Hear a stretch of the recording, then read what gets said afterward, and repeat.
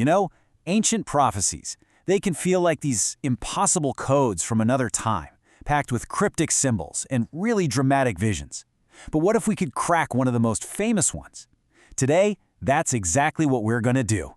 We're diving deep into a powerful vision from the book of Revelation, focusing specifically on verses 1 through 8 of chapter 18, the prophesied fall of a city called Babylon. So, the vision kicks off with this absolutely breathtaking scene. Imagine an angel descending from heaven, an angel so powerful that its glory literally lights up the entire world. This isn't some quiet little whisper, no. This is like a divine broadcast for the whole world to see, a clear signal that something huge, something of cosmic importance, is about to go down. And this angel is bringing a message of judgment.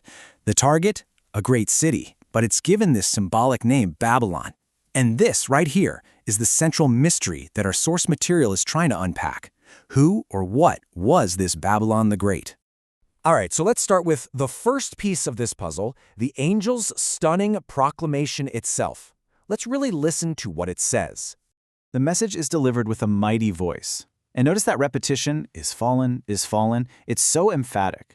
According to the text, this isn't some far-off prediction. It's being declared right now as a present reality. The city's fall is so total, so complete, that it's now just a haunt for demons and evil spirits. So here's the big question. Who is this Babylon? Well, the source we're digging into today proposes a very specific interpretation. It argues that Babylon the Great isn't the ancient city in Mesopotamia, but a symbolic name for first-century Jerusalem. The idea is that the city had fallen into such deep spiritual corruption that it started to mirror the sins of ancient Babylon.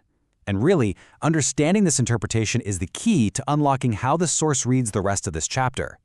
Okay, so if we run with that idea that Babylon is a code name for Jerusalem, the next obvious question is why? Why was it condemned?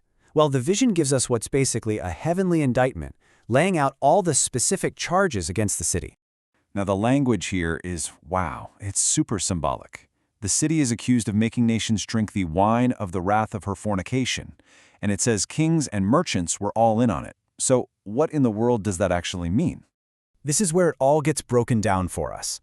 That complex language basically boils down to a clear list of charges. The city is accused of becoming a hub for evil, of leading other nations down a wicked path, and of creating this whole corrupt system where leaders and merchants got rich from its moral decay. And on top of all that, it's accused of persecuting the righteous. And the source gets really specific about that word, fornication. We're not talking about what you might think. In this context, it's a metaphor for corrupt spiritual and political deals, chasing worldly power, influence, and money instead of following divine principles.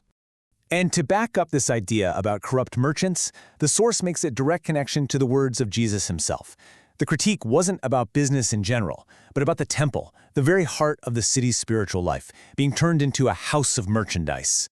But right in the middle of all this fire and brimstone, the vision takes a turn. A new voice rings out from heaven, and it offers, well, a moment of mercy.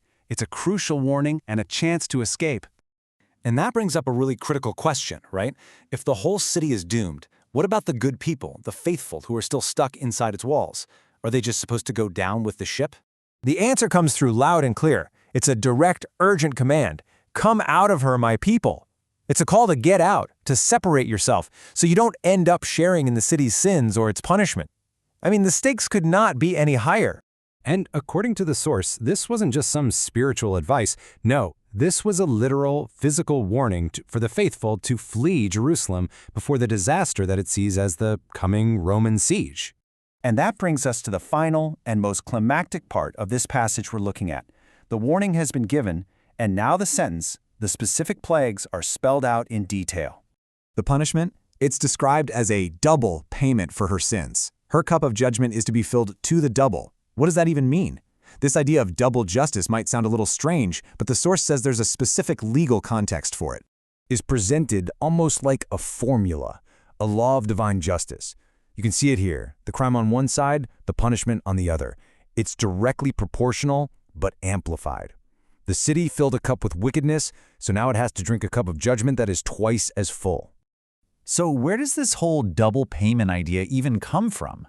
Well, the source connects it right back to the law of Moses. In the book of Exodus, a thief had to restore double what they stole. So this frames the punishment not as random vengeance, but as a form of divine legal payback. And a huge reason given for this harsh judgment is just pure arrogance.